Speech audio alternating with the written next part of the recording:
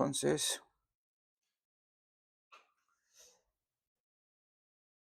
empecemos el día de hoy hablando de la morfología del robot.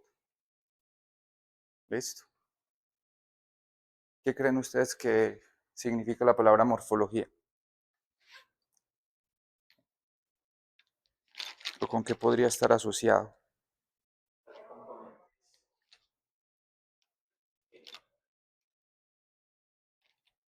Puede ser, ¿cierto? Palabra, pues busquemos la definición. Vamos a ver si la encontramos en nuestro diccionario. Morfología.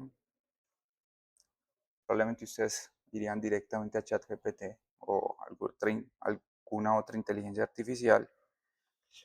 Me faltó la tilde. Perfecto. ¿Listo? Por un lado está forma, estructura de algo, parte biológica, parte geográfica o parte gramática. ¿Listo? Nos vamos a quedar entonces con la primera definición, la forma de algo. Entonces, el día de hoy vamos a estar estudiando la forma de los robots. La clase se podría llamar morfología de los manipuladores, porque en esta primera parte del curso vamos a estar concentrados en los manipuladores. ¿Listo? Digamos que en robótica industrial existen tres grandes familias. Están los manipuladores, están las plataformas móviles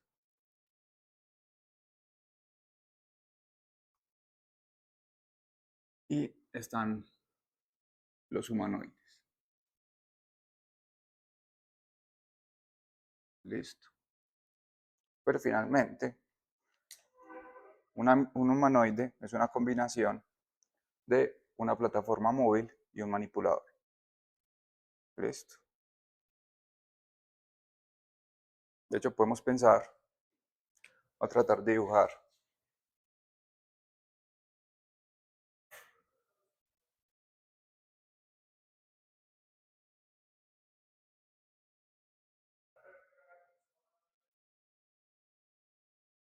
un muñequito.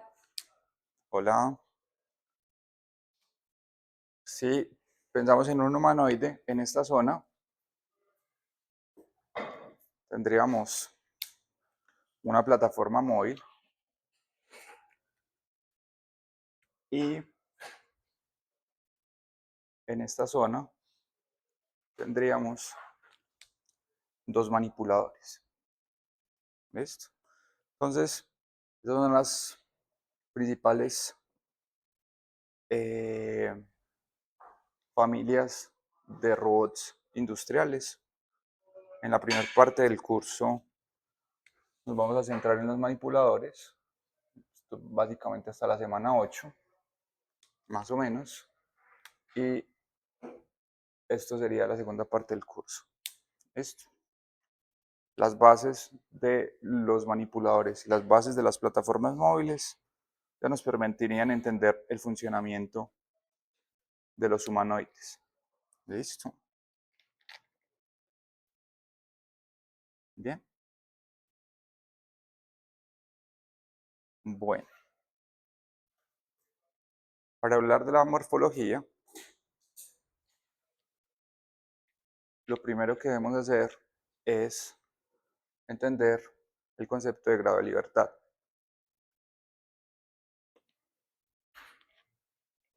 ¿Listo?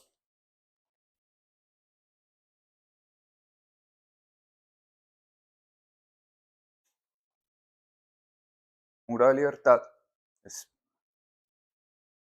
en la diapositiva decimos que son variables necesarias para obtener los movimientos de un cuerpo en el espacio. ¿Listo?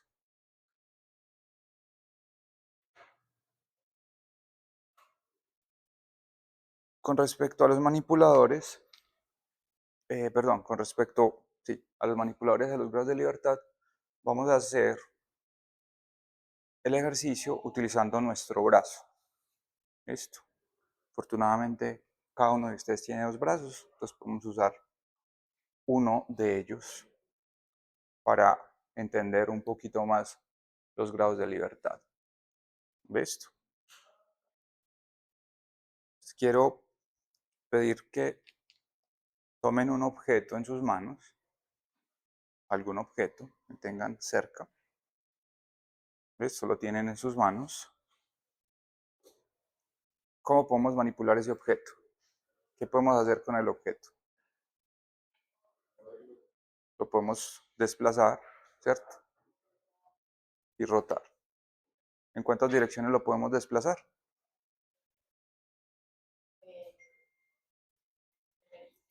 En X, Y, Z, ¿cierto? Tenemos traslaciones en X, Y, Z, pero también tenemos rotaciones en X, Y, Z. ¿Listo? Entonces, básicamente un manipulador lo que va a hacer es tomar un objeto y moverlo, principalmente moverlo, y ese objeto va a tener tres traslaciones y tres rotaciones.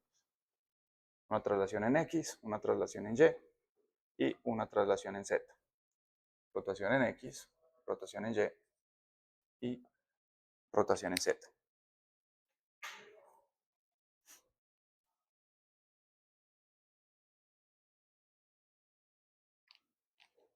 ¿Listo?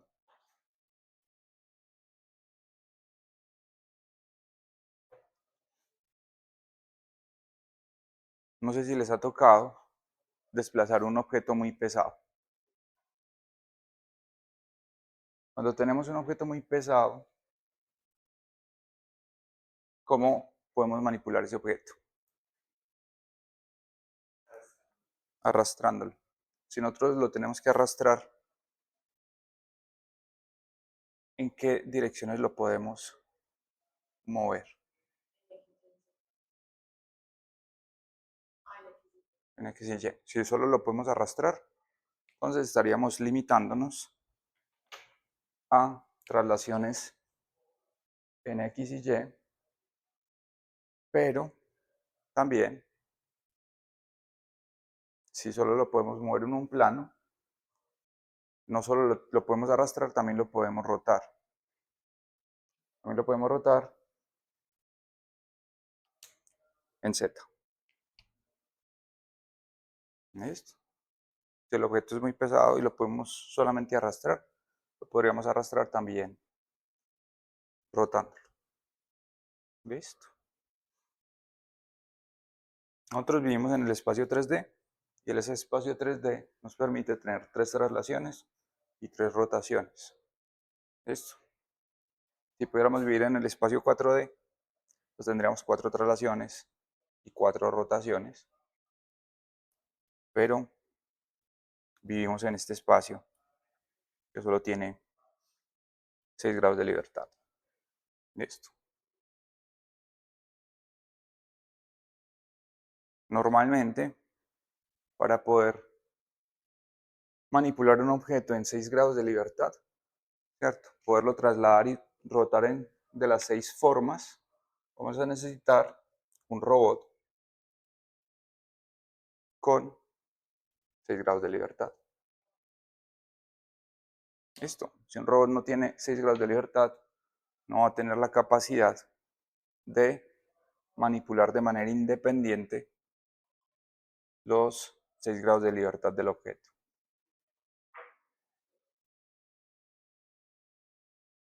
¿Listo? Bien. Entonces, volvamos a nuestro objeto. Tenemos nuestro objeto en las manos. ¿Listo? Lo podemos trasladar en los tres ejes.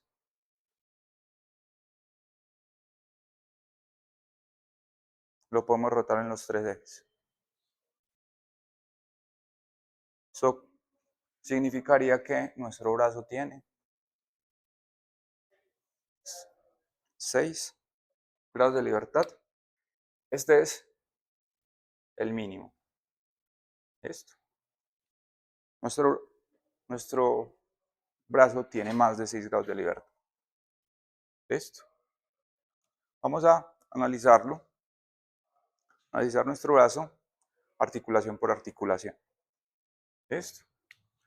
Voy a volver a dibujar nuestro muñequito. Tenemos el codo, tenemos el hombro, tenemos la muñeca. Acá tendríamos nuestra mano que nos permite tomar el objeto. ¿Listo? Muy bien. Si pensamos en el hombro, utilicemos uno de nuestros hombros. Este hombro, ¿qué puede hacer?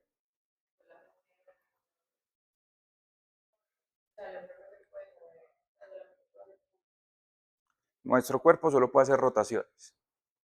¿Listo? El cuerpo humano, todas nuestras articulaciones solo pueden hacer rotaciones. ¿Cierto? Él no se puede trasladar. El trasladarse significaría desplazarse linealmente en una dirección. Esto ahorita cuando entraron a este piso o a el salón, nosotros acá tenemos unas puertas corredizas que se desplazan linealmente en una dirección.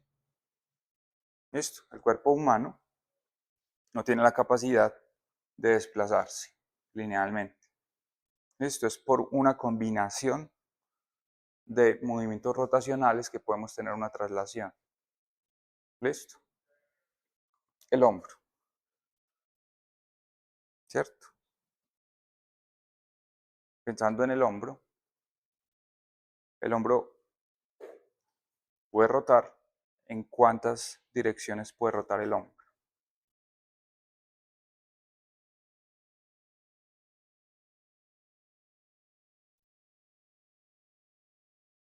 En una, dos o tres direcciones.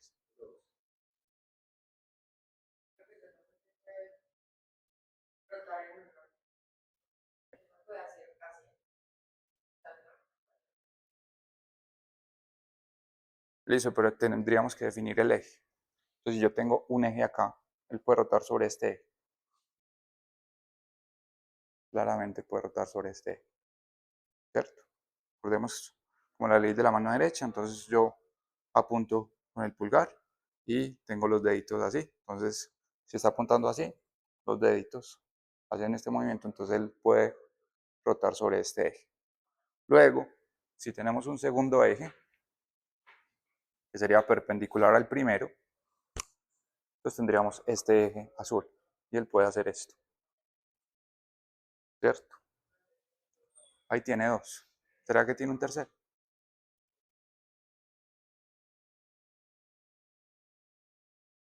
¿Listo? El hombro tiene, él es capaz de rotar en tres ejes. ¿Listo? Entonces acá tenemos 3 grados de libertad. Avancemos al codo. El codo, ¿cuántos grados de libertad tiene?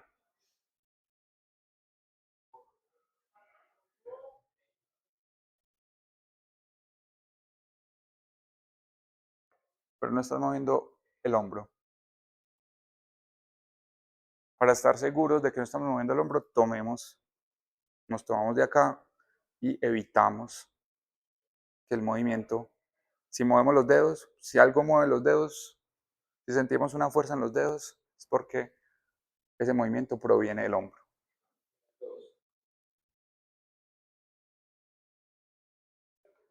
Este movimiento, este movimiento, tú sientes aquí el cambio en los músculos.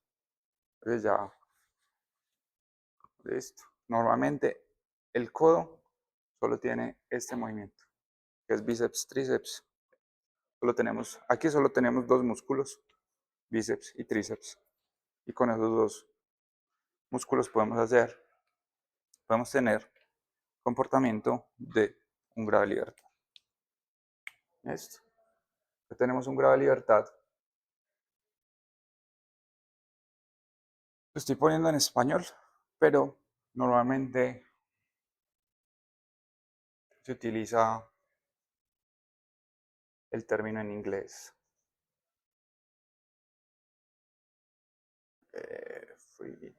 Freedom. Listo. Nuevamente, en robótica se utilizan mucho los términos en inglés. Entonces, es muy normal que, aunque la documentación esté en español, aparezca que el robot tiene 6 DOFs. ¿Listo? Grados de libertad. Muy bien. Nos queda faltando una articulación, que sería la muñeca. La muñeca, ¿cómo lo podemos? ¿Cuántas rotaciones tiene? Tenemos este y tenemos este. Aunque ese no viene de la muñeca, realmente esta rotación no viene de la muñeca, viene de los dos huesitos que tenemos en esta parte que nos permiten hacer esta rotación. Listo. Aunque normalmente no viene de la muñeca, se asocia que esa rotación también se hace en la muñeca. ¿Listo? Si quisiéramos ser más precisos, lo voy a hacer en el otro brazo. Sería un poquito extraño. Lo voy a poner así como un cilindro.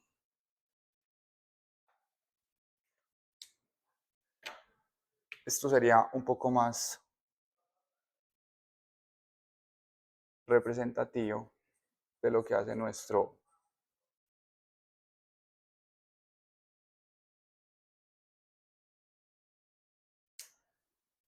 brazo.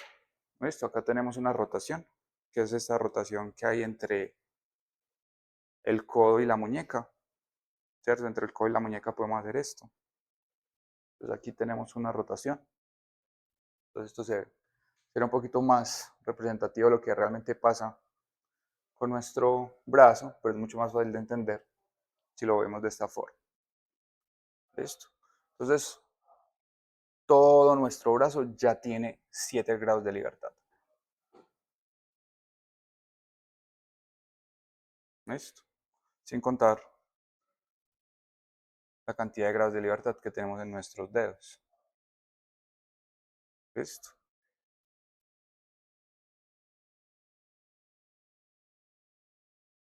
Hemos dicho que para controlar un objeto en 6 grados de libertad necesitamos 6 grados.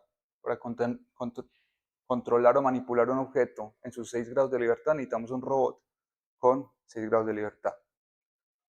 Mínimo. Tenemos una mano que tiene 7 grados de libertad. Eso quiere decir que sí lo vamos a poder manipular completamente. Esto nosotros podemos mover los objetos, orientarlos y trasladarlos de cualquier manera. Listo. Hasta ahí bien, ¿cierto? Y ese último grado de libertad lo que nos va a permitir, por ejemplo, si yo tengo aquí el control, yo puedo evitar el obstáculo manteniendo, por ejemplo, la orientación, ¿cierto? Esa es una de las ventajas de tener más grados de libertad, ¿cierto? Bueno, ¿hasta ahí bien? Muy bien. Una articulación, que es otra palabra importante para el día de hoy, es un elemento que puede hacer movimientos independientes. Listo, si tiene al menos un movimiento independiente, lo consideramos una articulación y las articulaciones tienen ciertos nombres. Acá tenemos los nombres más comunes. Entonces tenemos una rótula que tiene 3 grados de rotación, 3 grados de libertad de tipo rotación, planar que tiene 2 grados de rotación, 2 grados de traslación y en algunos casos puede tener la traslación, que es básicamente el movimiento en el plano. Nosotros podemos movernos en X, en Y. Eso sería planar. Pero también se le dice planar a si lo podemos mover en X, Y rotar en Z. Listo. Puede tener 2 o 3 grados de libertad el movimiento planar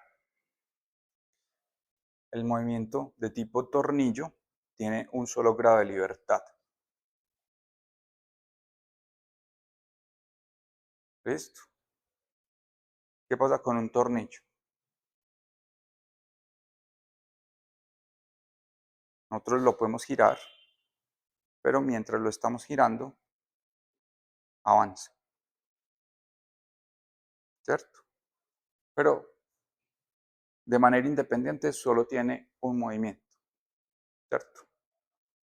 Cuánto avanza va a depender de la rosca, ¿cierto? Hay tornillos que tienen una rosca más fina y unos que tienen una rosca más grande, ¿cierto? Una vuelta en un tornillo de rosca fina va a tener un desplazamiento muy pequeño. Un tornillo de rosca ancha va a tener un desplazamiento mucho más grande. ¿Listo? Lo único que controlamos en el tornillo es la rotación. La traslación es una función de la rotación. ¿Listo? Entonces, de manera independiente, solo tiene un grado de libertad. ¿Listo?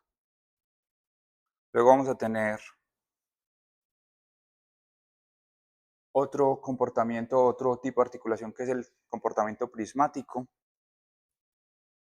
Y el comportamiento prismático es un comportamiento de básicamente puerta corrediza, que es simplemente la traslación en una dirección. No tiene rotación. Está la articulación que se llama rotación, que básicamente tiene una única rotación. Y luego tenemos otra articulación que se conoce como la articulación cilíndrica. ¿Esto? ¿Alguien ha tenido la oportunidad de tocar una jeringa en su vida? Jeringa. Pues usarla. ¿Sí? Pues hay personas que de pronto no. Todos han usado una jeringa. ¿Qué pueden hacer entre las dos partes de la jeringa?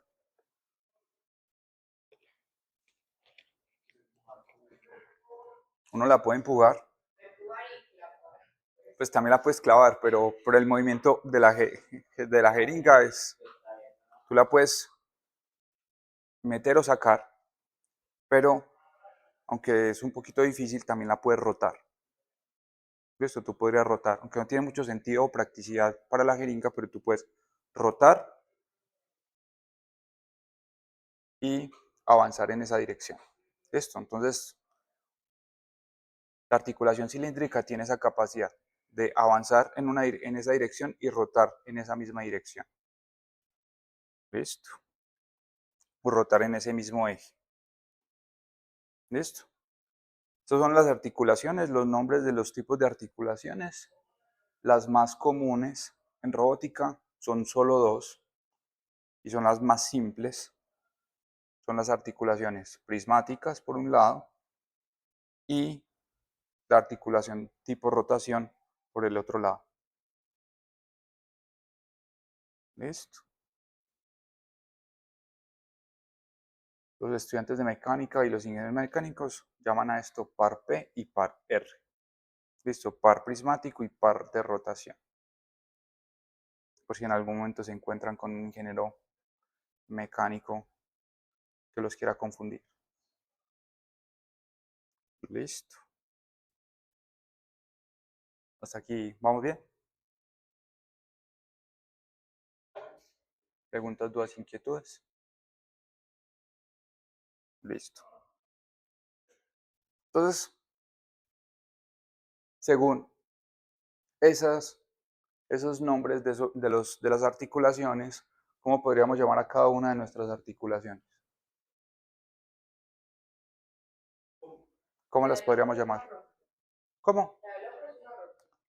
Listo. Tenemos aquí una rótula.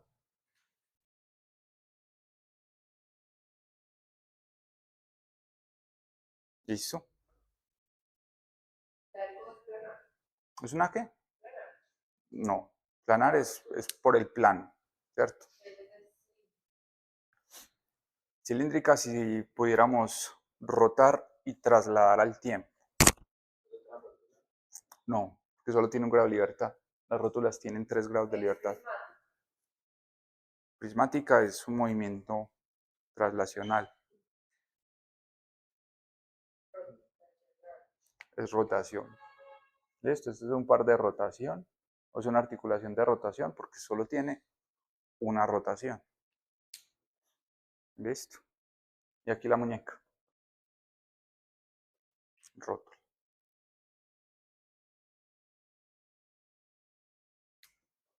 ¿Listo?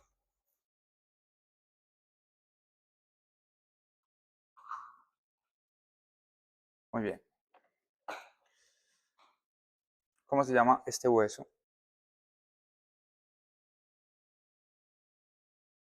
No, estamos muy mal, yo tampoco me lo sé. Hueso del brazo. Los tenemos. Se llama húmero. Buscamos el húmero. Listo. Acá tenemos el húmero, o la cabeza del húmero, y la cabeza del húmero tiene una forma esférica. ¿Listo? Cuando nosotros buscamos una rótula,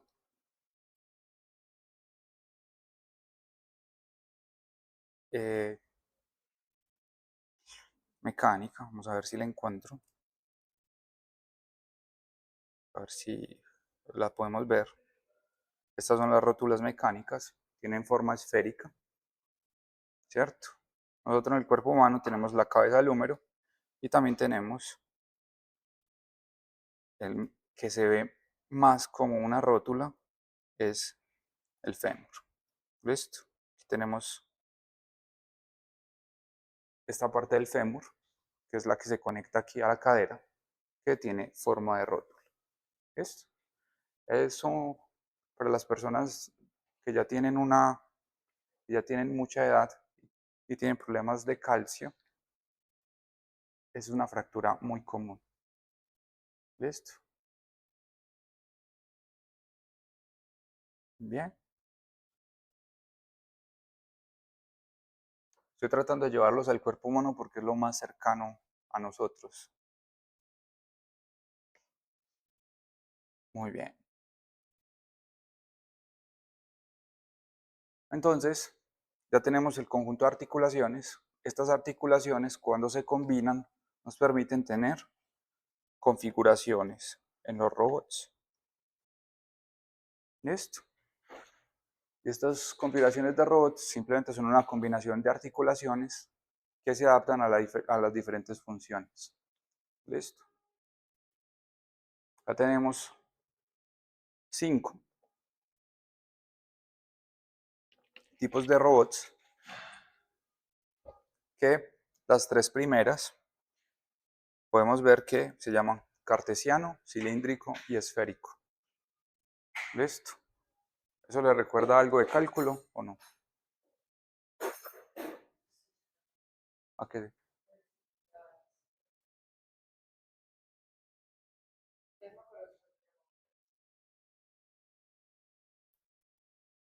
Estos son los sistemas de coordenadas. Estos son los sistemas de coordenadas. ¿Cierto? Tenemos el primer tipo de coordenadas con el que hemos trabajado, que es el cartesiano. Básicamente tenemos 3 ejes. Tenemos el eje X, tenemos el eje Y, tenemos el eje Z. Por lo tanto, un robot cartesiano tiene traslaciones. Nos trasladamos en X, nos trasladamos en Y y nos trasladamos en Z. ¿Listo? ¿Dónde han visto algún tipo de sistema que se traslada en X, Y, Z?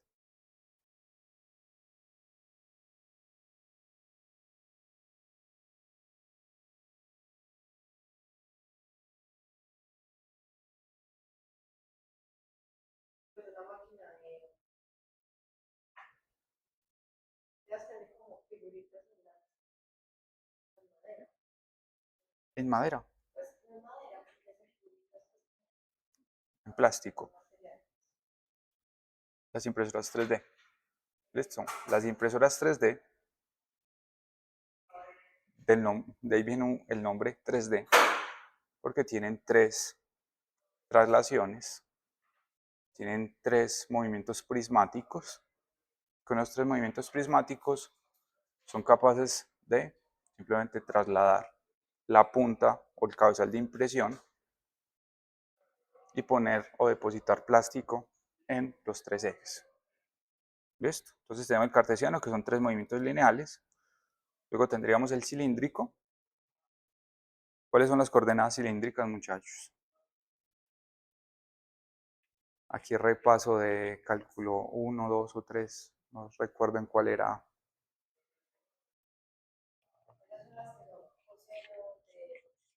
No. Estamos hablando de las coordenadas. Las coordenadas cartesianas son X, Y, Z. Las coordenadas cilíndricas son el radio, el ángulo y Z. ¿Cierto? Entonces, ¿qué va a ser básicamente un robot cilíndrico? Va a tener un radio, se va a desplazar, va a rotar y va a subir y bajar. ¿Listo? Y luego tendríamos los robots esféricos, que las coordenadas esféricas son el radio, el ángulo en el plano y el ángulo fuera del plano. Entonces tenemos dos ángulos y un radio. ¿Listo? Entonces tenemos dos rotaciones y una traslación, es decir, que tiene dos pares rotacionales o dos articulaciones rotacionales y una articulación prismática. ¿Listo? Básicamente, podríamos pensar en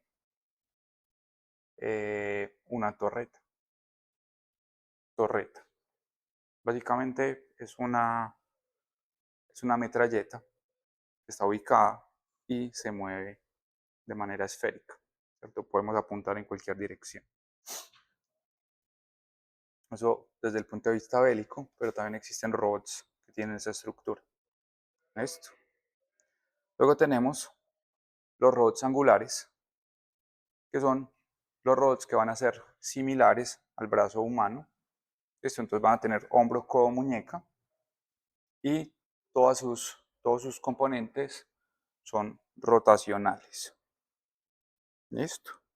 Y finalmente tenemos un robot que se conoce como un robot de escara, donde la particularidad es que tiene dos rotaciones y una traslación, y las rotaciones de estos robots son en el mismo plano o en el mismo eje.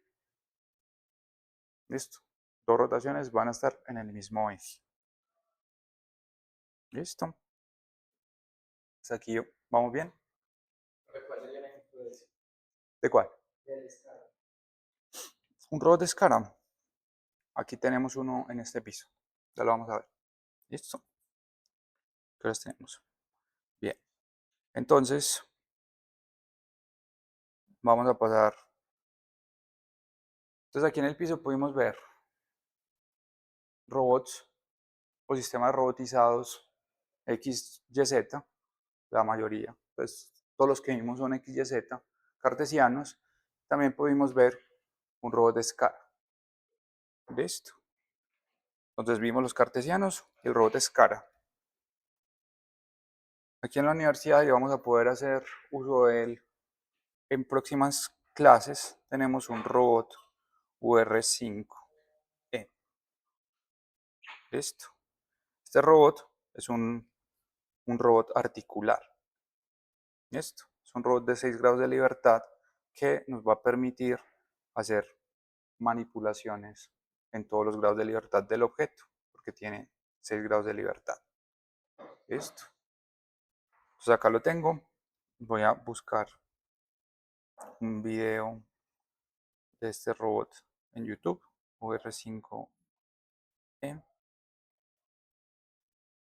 Se lo podemos ver aquí con una aplicación que se conoce como Machine Tending, que es básicamente atender una fresadora CNC. Entonces aquí el robot tiene dos pinzas. Una pinza coge la pieza maquinada y la otra pinza pone la pieza a maquinar. Entonces ahí podemos ver cómo coge la pieza, cómo saca la pieza y también utiliza el brazo para cerrar y presiona el botón de Start de la CNC empieza. ¿Listo? Y claramente este robot tiene la capacidad de desplazar el objeto con 6 grados de libertad. ¿Listo? Entonces ahí tenemos un robot articular. La mayoría de robots en la industria son de 3 tipos. Los manipuladores son de 3 tipos. Están los articulares, como este robot, los SCARA, como el que acabamos de ver, y están otros robots que son muy utilizados en la industria de los alimentos. ¿Listo? Pongamos este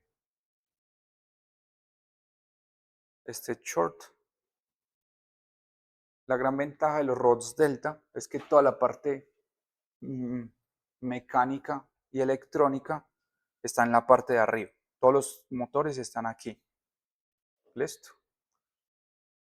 Hay robots Delta de básicamente 2 tipos. Hay robots Delta que tienen 3 motores y hay otros robots Delta que tienen 6 motores.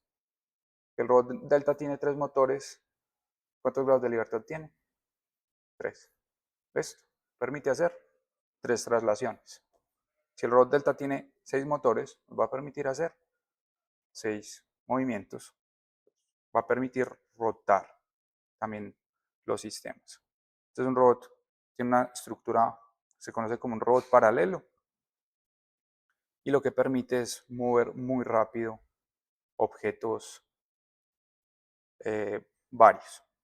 En este caso, una aplicación alimentaria de, pues, en este caso está como armando, poniendo cupcakes en un lado y armando hamburguesas en el otro lado.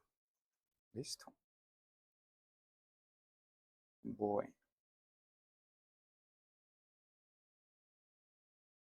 muy bien. Ya no se usa tanto, pero se los voy a mostrar. No sé si recuerdan la clase pasada que hablamos de el Unimate, que fue el primer robot industrial. Acá tenemos el Unimate, que es el primer robot industrial. Y este robot es un robot esférico.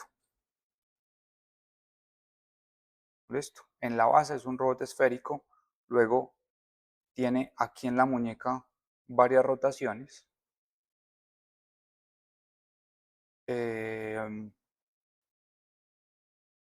Aquí lo podíamos, yo creo que acá se puede ver bastante bien.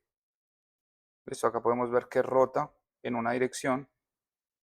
Tiene la parte del radio y va a tener una siguiente rotación. Listo, recuerden, el sistema de coordenadas esférico tiene 2 rotaciones y tiene un radio. Entonces eso es lo que básicamente tiene este robot en la base. Eso lo transforma en un sistema o en un robot de tipo esférico. Listo.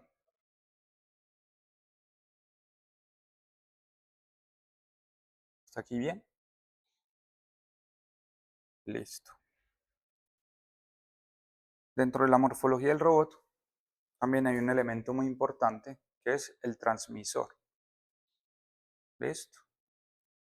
La mayoría de robots utilizan motores eléctricos, pero también tenemos la potencia del aire con los sistemas neumáticos y la potencia de los líquidos con los sistemas hidráulicos. ¿Listo? La mayoría de robots utiliza los sistemas eléctricos por la facilidad que tienen los sistemas eléctricos. Esto es muchísimo más fácil llevar un robot y conectarlo a un conector, a un toma de corriente, que llevar un robot hidráulico y tener que llevar un compresor de aceite con el robot, que normalmente los compresores de aceite son súper grandes. Entonces, si la aplicación lo requiere, claramente vamos a necesitar sistemas hidráulicos, pero normalmente ya los robots gigantes que mueven camiones, bueno, no camiones, que mueven carros, utilizan sistemas eléctricos, que ya son lo suficientemente potentes. Los sistemas eléctricos han avanzado lo suficiente y ya es el actuador por defecto. Listo. Muy bien. Entonces, una vez tenemos los actuadores, que en general va a ser un motor eléctrico, ¿cómo transmitimos ese movimiento del motor eléctrico al robot? Que vimos en el tour que hicimos aquí en el piso. ¿Cómo se transmite el movimiento?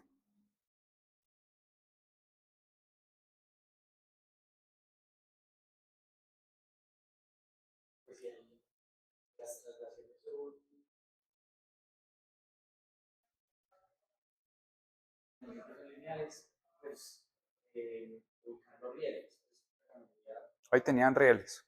Listo. El riel permite guiar el movimiento, pero no es el que transmite la fuerza del motor. Listo. Regresemos un segundo al cuerpo humano. Listo. ¿Cuál es el actuador del cuerpo humano? ¿Qué es lo que nos posibilita el movimiento en el cuerpo humano?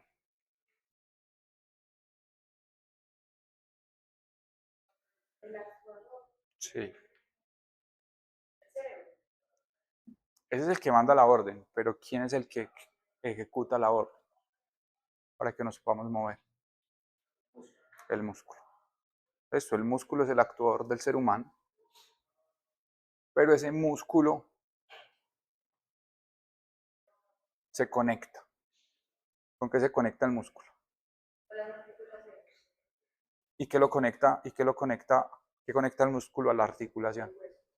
No, el hueso es la estructura, el ligamento, o también se llama tendón. Listo. Entonces, si se dan cuenta, tenemos unos elementos estructurales, como en el caso de las CNC son los rieles.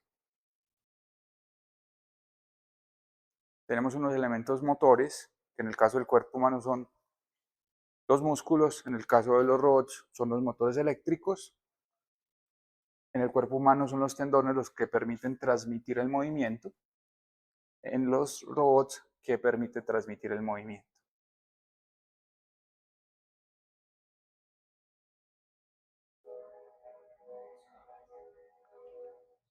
Pues en esa grúa teníamos unos cables que permitían bajar y subir. Esos son transmisores de movimiento, los cables, que otros transmisores de movimiento pudimos identificar.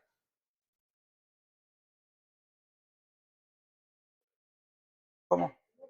No, recuerda, el motor es el que inicia el movimiento, pero él no transmite el movimiento.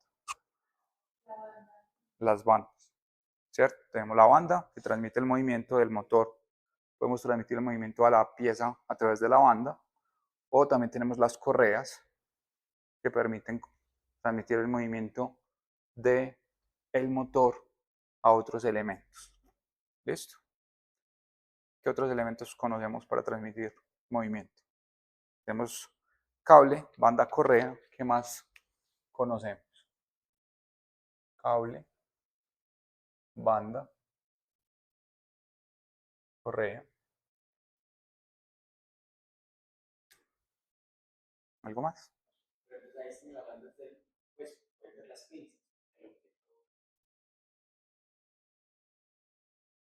La, la pinza también podría ser, ¿cierto? ¿Qué más?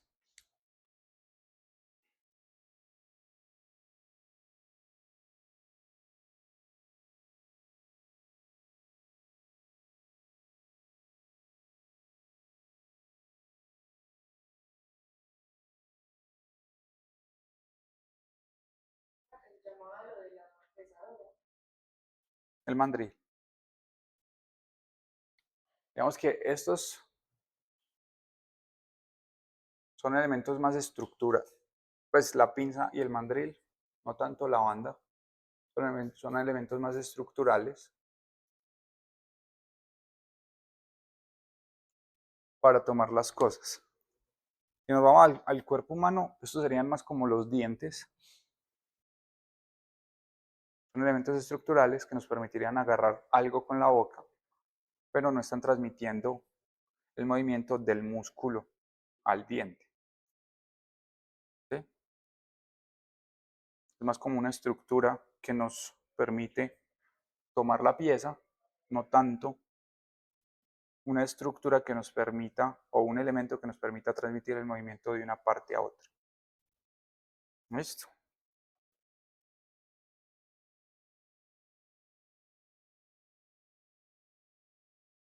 Y tenemos esto, y son los clásicos elementos de transmisión del movimiento, ¿cierto? Eso nos permite llevar el movimiento de este eje a este otro eje, ¿cierto? Los engranes son también unos transmisores de movimiento.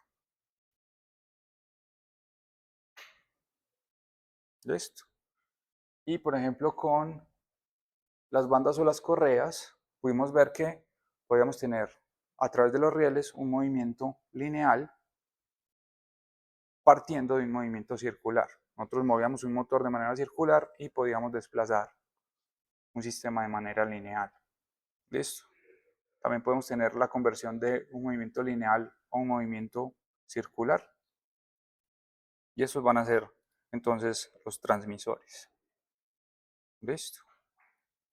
Y dentro de los transmisores existe otro. Dentro de los transmisores existen unos muy específicos que se conocen como los reductores.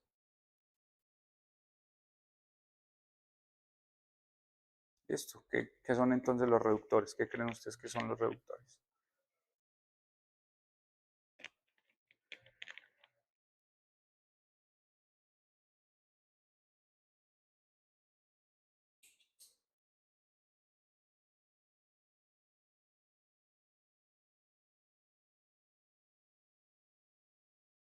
Aquí tenemos los engranajes. Los que frenan, no son los que frenan, son los que, digamos que hacen una conversión mecánica, ¿cierto? Acá tenemos unos engranajes, no sé si ustedes han montado bicicleta con cambios, ¿cierto? Tenemos unos discos y esos discos tienen una cantidad de dientes diferentes. La relación entre los dientes van a permitirnos tener o mayor fuerza o mayor velocidad. ¿Listo? Entonces los reductores, normalmente los motores eléctricos tienen la capacidad de girar muy rápido. Lo que van a hacer los reductores es reducir esa velocidad y aumentar la fuerza. ¿Listo? Entonces normalmente para robótica lo que vamos a hacer es aumentar la fuerza de rotación y disminuir la salida del actuador. ¿Listo? Y va a ser muy importante que van a tener alta precisión y velocidad de movimiento, van a tener un par elevado puntual, van a tener algo que se conoce como un juego angular mínimo.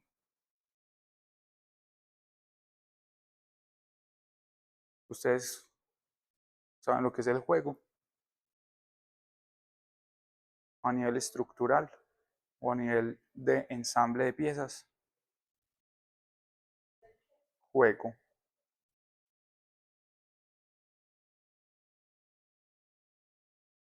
Básicamente es ponerse unos zapatos grandes. ¿Qué pasa cuando se ponen ustedes unos zapatos más grandes que su talla? Son incómodos, pero ¿qué pasa con su pie? Queda como así, ¿cierto? Hay un espacio entre las dos piezas. Normalmente en robótica, si tenemos este movimiento o si tenemos juego, lo que va a pasar es que vamos a perder precisión. Eso porque uno de los dos lados del robot va a o estar en la parte de arriba o estar en la parte de abajo. Y no sabemos en qué lado va a estar. Eso entonces va a quedar con una incertidumbre, entonces el movimiento no va a ser preciso. ¿Listo? Bueno, entonces se me están durmiendo, entonces vamos a tomarnos un descanso de 15 minutos para que salgan, caminen, se despejen, sobre todo se desplacen, el movimiento activa un poquito y regresamos en. Acá lo tenemos. Estos son los elementos activos del Lego. Entonces tenemos en la parte central lo que se conoce como el ladrillo o el brick o el cerebro o el controlador del Lego. Él tiene un botón central, 4 botones de desplazamiento y acá tiene un botón de cancelación. Para prenderlo vamos a usar el botón central. Listo, acá tenemos el botón central y este kit viene con unos sensores y 3 actuadores. En este caso los actuadores son motores eléctricos. Tenemos 2 motores grandes y un motor mediano y con estos vamos a poder realizar diferentes movimientos o construir diferentes máquinas o robots en nuestro caso. Listo. Ahorita lo vamos a estar usando para construir diferentes cosas. Yo les había hablado de los actuadores. Recordemos que estos son los que nos van a permitir generar movimiento y dependiendo de las órdenes que dé el controlador o un humano, cualquiera de los dos, utilizan energía neumática o aire presurizado, presión hidráulica o energía eléctrica. Y normalmente vamos a tener estos 3 tipos. El más utilizado es el eléctrico por su facilidad. La mayoría de robots tienen sensores internos. Estos sensores internos son normalmente sensores de posición, de velocidad o de presencia. Los más útiles son los sensores de posición porque le van a permitir al robot saber en qué posición se encuentra. Listo. Vamos a hacer una actividad muy sencilla. Vamos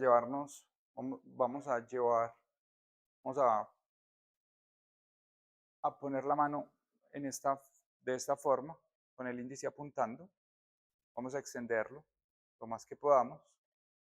Vamos a cerrar los ojos y vamos a tocar la nariz con el índice, con los ojos cerrados.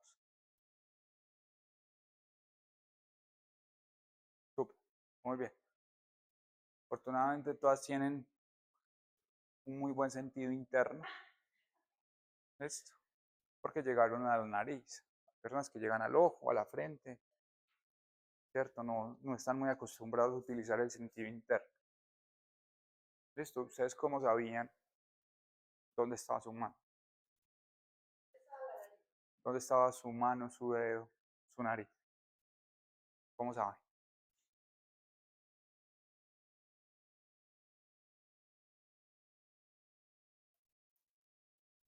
Pues yo no me maquillo y también hago la actividad sin problemas.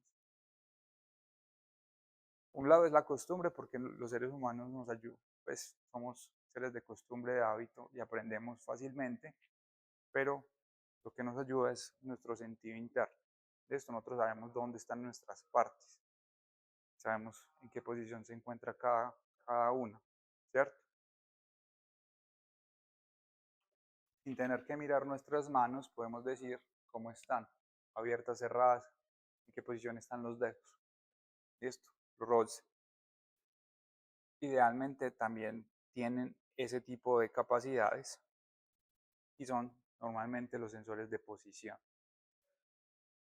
Listo. ¿Hasta acá bien?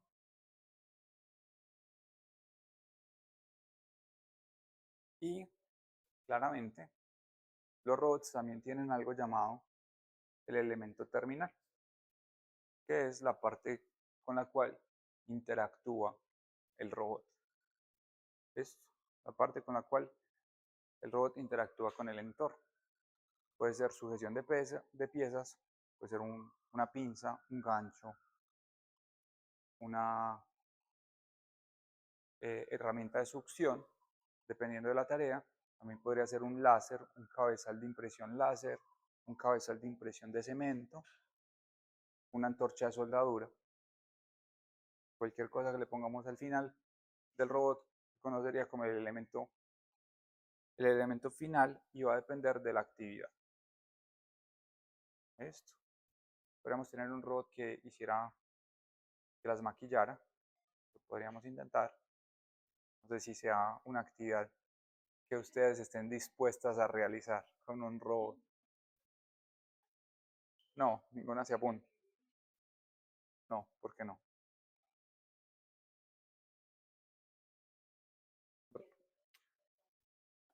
No necesariamente, ya tenemos reconocimiento facial, ¿cierto? Entonces ahí tenemos los elementos terminales.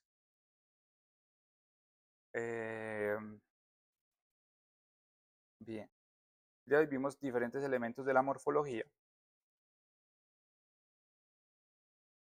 Lo primero fueron los grados de libertad. Cada motor tiene, ¿cuántos grados de libertad tiene un motor?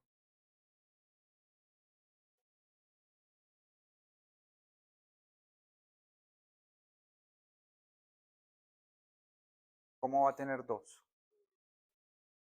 Tiene solo uno. Un motor tiene un grado de libertad porque puede rotar en una sola dirección. Sí, pero sigue siendo el mismo eje, ¿cierto? Es solo un eje de rotación. ¿Listo? Entonces, combinando, combinando los motores, vamos a poder generar diferentes tipos de movimiento o diferentes tipos de robot. ¿Listo? Este kit solo tiene sistemas eléctricos, ¿cierto? Solo tiene motores eléctricos, no tiene sistema neumático o hidráulico. ¿Recuerdan lo que son los transmisores? ¿Qué son los transmisores? Permiten transmitir el movimiento del motor a otro elemento. No, esos son elementos, serían cables o, en este caso, lo que vamos a usar son engranes. ¿Listo?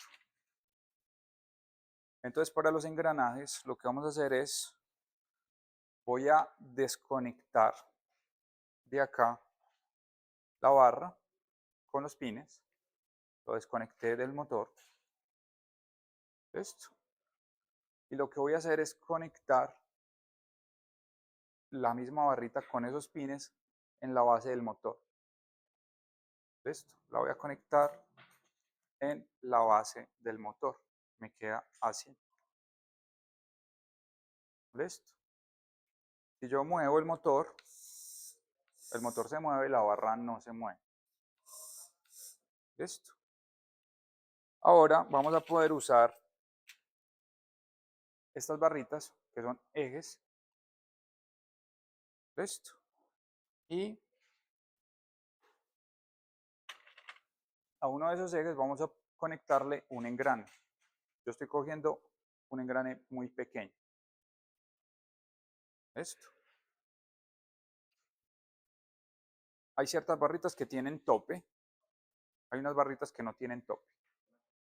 Vamos a usar una con tope que es mucho más fácil empezando. ¿Listo? Entonces tengo una barrita con tope.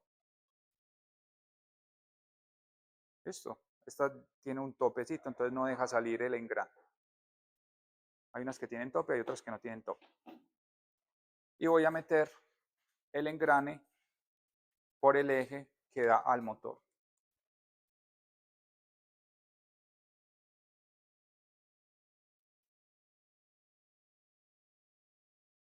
Mételo completamente.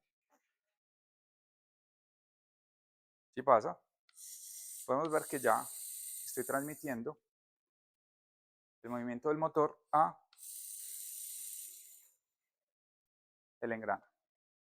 ¿Listo? Ahora podría entonces tomar otra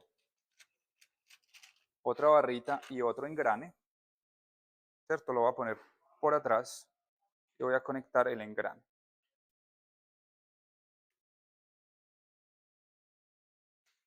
¿Listo? Ahí me equivoqué, no me encaja, ¿cierto? No va a tener la transmisión de movimiento. Pues la idea es que encontremos dos engranes para que podamos transmitir el movimiento. ¿Listo? Revisen qué engrane encaja. Estos dos no encajan. Tenemos que buscar uno que sí encaje.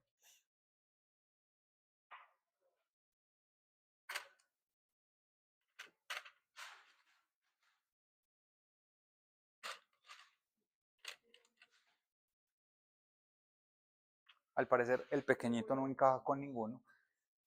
Entonces cambiamos el engrane en pequeño por el mediano. Voy a poner el mediano. Y con el mediano sí encaja el grano.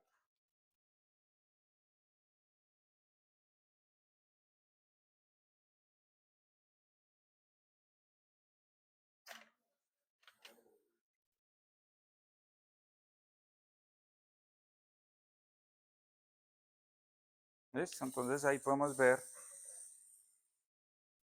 una transmisión. Entonces estoy transmitiendo el movimiento del motor a través del engrane al siguiente engrane. ¿Listo? No, puede ser ese. Está bien.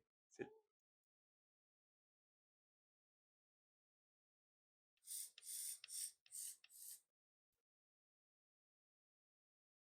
¿Listo? Sí, claro. Entonces acá tenemos un sistema de transmisión que se conoce como un reductor. Así funciona. Sí, así funciona. Genial. ¿Listo? Hoy tenemos un sistema de transmisión que mantiene los ejes en la misma dirección. Podríamos utilizar este tornillo para cambiar la dirección del movimiento.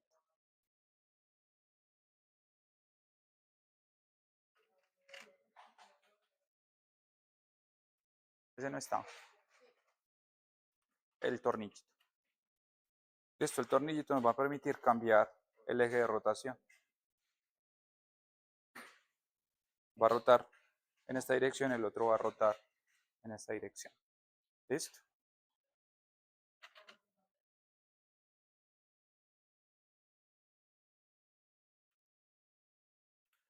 Hasta ahí vamos bien. Muy bien, chicos.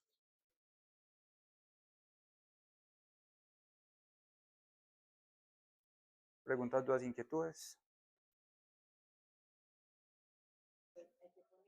El tornillo debe ir en el motor. ¿Listo? Tenemos que cambiar todo el sistema para que el tornillo vaya en el motor. Saquemos los engranes y pongamos el tornillo en el motor.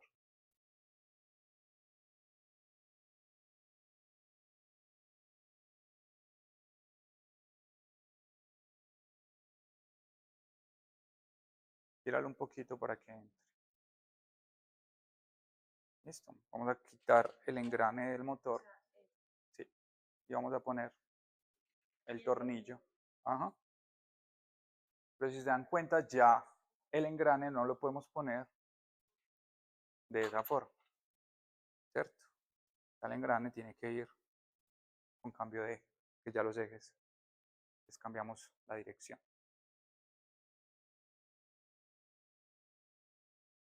Ya le cambiamos la dirección. Entonces, ya el engrane.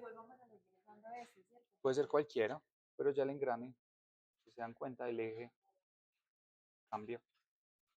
Entonces ya tendríamos que buscar la forma de poder conectar el engrane con el tornillo y buscar una estructura mecánica que soporte ese engrane. Esto, ahí los dejo un ratico. ¿Cómo podemos soportar el engrane? Para la conversión de movimientos existe algo llamado piñón cremallera. Lo que hace es que si el piñón gira y está sobre una cremallera, se va a desplazar sobre esa cremallera. ¿Listo? También tenemos la oruga,